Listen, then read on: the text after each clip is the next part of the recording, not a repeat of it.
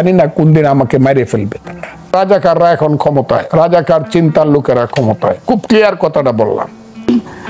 একটা দেশ কতবার স্বাধীন হতে পারে? দ্বিতীয় স্বাধীনতা যারা দাবি করেন তাদের মতলবটা কি? আমি সারা দিন আজকে কথা বলছি। প্রথমে আমি আজকে গাজীপুরের একটা স্বাধীনতার সমাবেশে, আমাদের দলের স্বাধীনতার সমাবেশে জেলার আমি চিফ গেস্ট ছিলাম, প্রধান অতিথি ছিলাম, সেখানে বক্তব্য রেখেছি। তারপরে 2টা টক শো করে এসেছি ইন্টারভিউর মতো বিদেশে। এখন আপনারা এখানে এসেছি আবার রাত্রে 11:30টায়, আবার এটা চ্যানেল 24-এ আরেকটা আছে। এর মধ্যে হয়তো বা বলতে হবে কোথাও 2-1টা এমনি টেলিফোন ইন্টারভিউ দিয়েছে। এই যে দেখাইলেন আপনি, এটা কেন আমাকে দেখালেন? আমি তো টেলিভিশন খুলি না। এইটা কি স্বাধীনতা দিবসের যে পরিবেশ, যারা যাইতো, যারা গেছিল, এরা কি আছে এখানে কেউ? এটা তো হইল,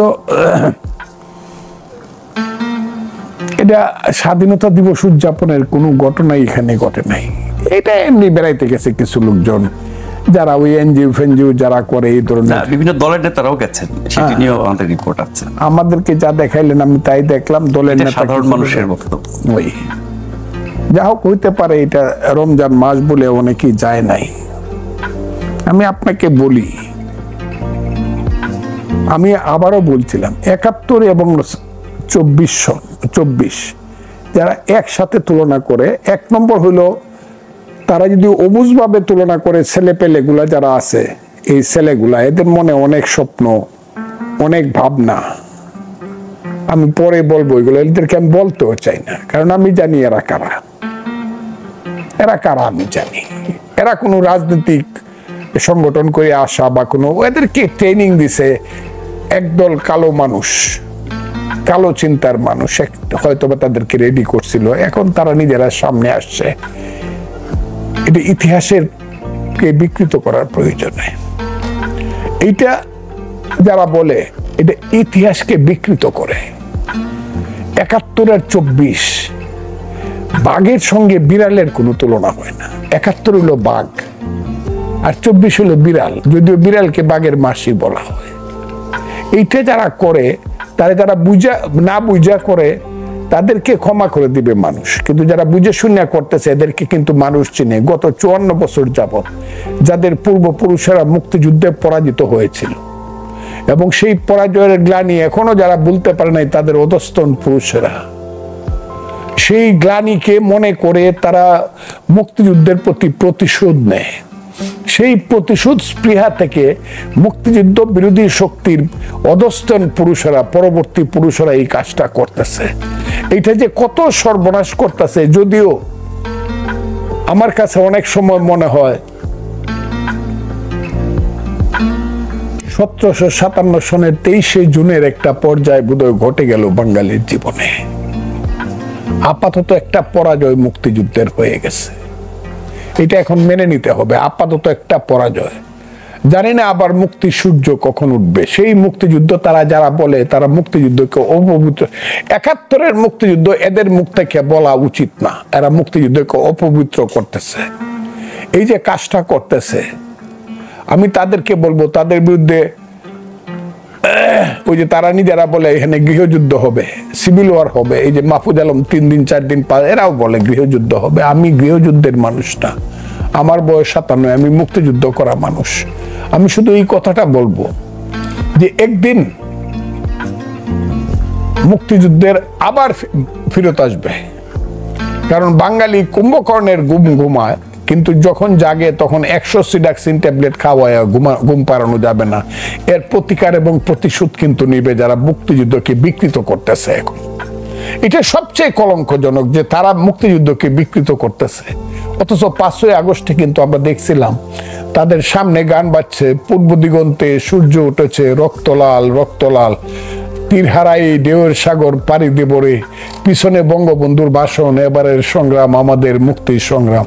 এইগুলা করে মানুষকে তারা প্রতারিত করছে, মানুষকে তারা ধোঁকা দিছে। আরবি করে বলে তাদের মুখে ছিল এক, কিন্তু তাদের ভিতরে ছিল আরেক, এদেরকে বলা হয় মুনাফেক। ইতিহাস কিন্তু এটাও বিচার করবে, ফেসিস্ট খারাপ না মুনাফেক খারাপ। আজকের প্রেক্ষাপট কিন্তু এই জায়গাতে এসে পড়েছে। জানি না কোন দিন আমাকে মেরে ফেলবে তারা, আমি জানি না আল্লাহ কোন দিন আমাকে আল্লাহ হইলে রক্ষা করতে, কিন্তু আমাকে এই কথাগুলো বলতে হবে যেহেতু আমি একদিন অস্ত্র নিয়ে যুদ্ধ করতে গেছিলাম, যেহেতু আমি আমার মায়ের কান্না 54 বছর আগের আমার মায়ের চোখের পানি বলতে পারি নাই, যেহেতু আমার বাবার বাহুবন্ধনের যে উষ্ণতা আমি বলতে পারি নাই, যেহেতু আমি পাহাড়ে গিয়েছিলাম দিনের পর দিন মাসের পর মাস, আষাঢ় শ্রাবণের বৃষ্টি বড় রাতে ট্রেনিং দিয়ে যুদ্ধ করেছি, বাংকারে থেকে থেকে ভেবেছি যদি দেশ স্বাধীন হয়, গণতন্ত্র আসবে, মানুষের পেটের ভাত পরনের কাপড় হবে, বাঙালি জাতির সেই মুক্তি হবে, সেই বাঙালি জাতিকে আর 22 পরিবার পাকিস্তানের আদমজি ইস্পাহানি দাউদ বাউনি সাইগেলেরা আর শোষণ করবে না। বাঙালি জাতি পৃথিবীর বুকে মাথা উঁচু করে দাঁড়াতে পারবে। বাঙালি জাতি হবে অসাম্প্রদায়িক ধর্মনিরপেক্ষ একটা জাতি, যেটা 1000 বছর ধরে বাঙালি জাতির ইতিহাস। হিন্দু নয় ওরা মুসলিম, জিজ্ঞাসে কোন জন, কান্ডারি বলো ডুবিছে মানব সন্তান আমার মার। সেই মানবতাবাদী বাঙালি জাতি হবে, বাংলাদেশ হবে, পৃথিবীর বুকে আমরা মাথা উঁচু করে দাঁড়াবো। সেই কারণেই বাংকার থেকে যুদ্ধ করেছিলাম। পাশের যোদ্ধাটি চলে গেছে, আমার পাশ থেকে লাফ মেরে উঠে বলছে, মৃত্যুর সময় বলছে, মাকে দেখো মামা। সেই মা পাগল হয়ে মারা গেছে।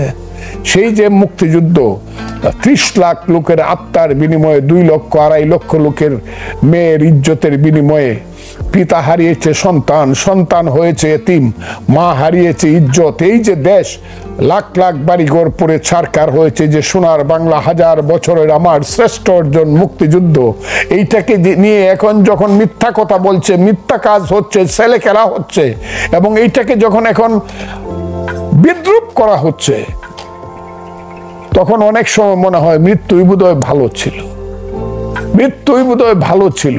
কেন বেঁচে আছি জানি না, তবে হয়তো বা বেঁচে আছে এই কারণে আমার জীবনে দেখে যাব যে আমি একটা সঠিক মুক্তিযুদ্ধের দেশে আমি মৃত্যুবরণ করেছি। সেই দিনটার জন্য আমি বেঁচে আছি ভাই। আমি আজকে খুব ক্লিয়ারলি বলি, এই ধরনের একটা দেশ আমি আমার মুক্তিযুদ্ধ, এটা আমার মুক্তিযুদ্ধের দেশ না। এই দেশটা মুক্তিযুদ্ধের, আমার মুক্তিযুদ্ধের স্বপ্নের দেশ না এটা। এই দেশটা আমি চাইও না। এখন এই মুক্তিযুদ্ধকে যারা ছোট করছে, মুক্তিযুদ্ধের ইতিহাস বিকৃতি করার কথা আপনি বলছেন, মুক্তিযুদ্ধকে হেয় করার কথা, এটি কি শুধু তরুণ প্রজন্ম না বুঝে করছে? আর কোন শক্তি কি এর পেছনে নাই? না, মূল শক্তি হলো কালো শক্তি।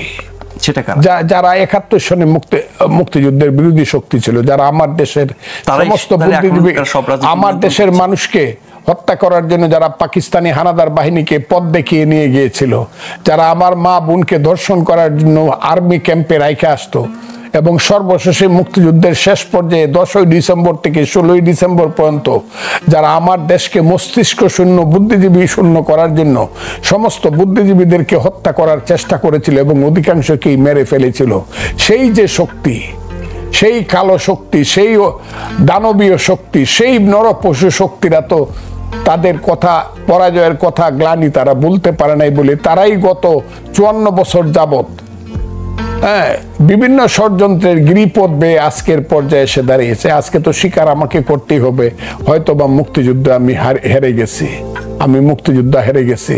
ওই কালো শক্তি আজকে, এরা যাই বলেন, এই যে ছেলেরা, এদের জন্ম হইলো ওই কালো শক্তির মধ্যে, প্রত্যেকেরই জন্ম ওই কালো শক্তির মধ্যে। যে আঙ্গুল তুললে বলে ক্যান্টনমেন্ট অ্যাটাক করব, এদের সবার শক্তি হইলো ওই কালো শক্তি। ওই যে বলে সুন্দর সুন্দর কথা বলে, 60টা গাড়ি দৌড়ায় যায়, ওই যে যারা বলে যে 24 দিয়ে আমরা 71কে সমৃদ্ধ করছি, যে ছেলেরা বলে, এরা সব ওইখান থেকে সৃষ্টি হয়েছে, ওই কালো শক্তি থেকে এদেরকে। ওই যে আমি বলছি, বছরের পর বছর এদেরকে ট্রেনিং দেওয়া হয়েছে, রাজনীতির ট্রেনিং না, প্রতিশোধ নেওয়ার ট্রেনিং, মুক্তিযুদ্ধের বিরুদ্ধে প্রতিশোধ নেওয়ার ট্রেনিং এদেরকে দেওয়া হয়েছে। এবং এদের মাধ্যমে এখন কালো শক্তি প্রথম আগায় আসছিল, কিন্তু যখন দেখছে যে আমরা নিজের নামে গেলে পরে বিপদ আছে, কারণ এখনো মুক্তিযোদ্ধা জীবিত, সেই কালো শক্তি তাদের মাধ্যমেই সবকিছু করছে। এখন যারা রাষ্ট্র ক্ষমতায় আছেন, সরকারে আছেন, তাদের ভূমিকা কি এদের মতো না? ইউনূস সাহেবকে আমরা যত বড় মাপের মানুষ ভাবছিলাম, উনি অত বড় মাপের মানুষ বলে মানুষ মনে করে না। আর উনি সাহেবের বয়স 84 বছর, আমারও কিন্তু 77, খুব বেশি বড় না, উনি আমার চেয়ে 7 বছরের বড়। আমি যখন মুক্তিযুদ্ধ করি আমার বয়স 23 বছর ছিল, আর মুক্তিযুদ্ধের সময় উনার বয়স 31 বছর ছিল। কাজে উনি যুদ্ধে যায় নাই, আমি যুদ্ধে গেছি। উনি নোবেল পাইছে, আমিও 10 বছর বেঁচে থাকলে আল্লাহ যদি আমার বাঁচায় রাখে, জ্ঞানে গুণে শিক্ষায় দীক্ষায় মানুষের সেবায় যদি আমি নিজেকে উৎসর্গ করতে পারি, অনেক রাজনীতিবিদ নোবেল পাইছে, ইচ্ছা করে নোবেল কমিটি আমাকেও নোবেলের জন্য মনোনীত করতে পারে, কিন্তু ইউনূস সাহেব কোনোদিন আর মুক্তিযোদ্ধা কমান্ডার হইতে পারবে না। ওই জায়গাতে কিন্তু আমি ওনার চেয়ে অনেক বেশি বড়। আমি মুক্তিযোদ্ধা, ডাইরেক্ট মুক্তিযুদ্ধ করছি। যদিও উনি আজকে যে কথা বলছে কথাটা মিথ্যা কথা বলবো না, আমি কথাটা অসত্য কথা বলবো, ওনাকে সম্মান করেই বললাম। আমি শুধু বলতে চাই উনি তাদের সাথী, যে কারণে উনি তাদের সাথী। উনি অত বড় মাপের মানুষ না, উনি নিজের কাম সবটাই করে নিছেন। 29 সনের 31শে ডিসেম্বর পর্যন্ত তার সমস্ত ট্যাক্স মৌকুফ করায় নিছেন। উনার সমস্ত অর্থবিত্তের জন্য উনি সবকিছু করছেন, উনার মামলা মুকদ্দমা সবকিছু উইথড্র করে নেয়। কাজেই he has done for himself, তার ক্ষমতা তার জন্যই, এবং সেই ক্ষমতাকে উনি কুক্ষিগত করতে চান কালো শক্তির হাত ধরেই। উনি কিন্তু ইচ্ছা করলে বলতে পারতো যে না, আমি নোবেলিস্ট, আমি দেশে শান্তি প্রতিষ্ঠা করতে চাই, যেহেতু শান্তিতে আমি নোবেল পেয়েছি, আমি নির্বাচন দিয়ে জনগণের প্রতিনিধিদের হাতে আমি দায়িত্ব ছেড়ে দিয়ে আমি চলে যাব, আমি এত ক্ষমতা। আমি একদিন বলতাম ইউনূস সাহেব 10টা প্রধানমন্ত্রীর সমান যোগ্যতা রাখে তৃতীয় বিশ্বে, কিন্তু আজকে আর আমার এই কথা মনে হয় না।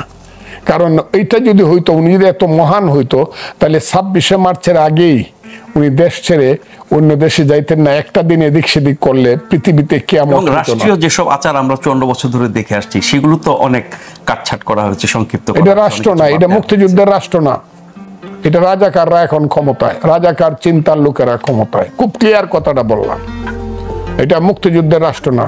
আমি দেখলাম 3-4 জন, আমি আবারও বলছি 3-4 জন উপদেষ্টা, তারা একসাথে এক কাতারে বলল কি আমরা 24-এর চেতনাকে ধারণ করি। এর মধ্যে একজন রাজাকারের কন্যা আছে, এবং মুক্তিযুদ্ধ বিরোধী একজন রাজাকারের কন্যা আছে, যার মাধ্যমে ইউনূস সাহেব আগে অনেকগুলো কথা বলা। ইউনূস সাহেব যখন বললেন ডিসেম্বরে ইলেকশন হবে, ও আবার দেখলাম মুস্কি হাসি দিয়ে ফুলপুরির মতো বলল যে না, ইলেকশন ডিসেম্বর থেকে জুনের মধ্যে হবে। কালকে আবার দেখলাম ইউনূস সাহেব একই কথা বলল। আরো 2-3 জন আছে যারা 8 সনের ইলেকশনে 300 ভোট পাইছিল, বিশ্ববিখ্যাত নেতা, অনলি 300 ভোট পার্লামেন্ট ইলেকশন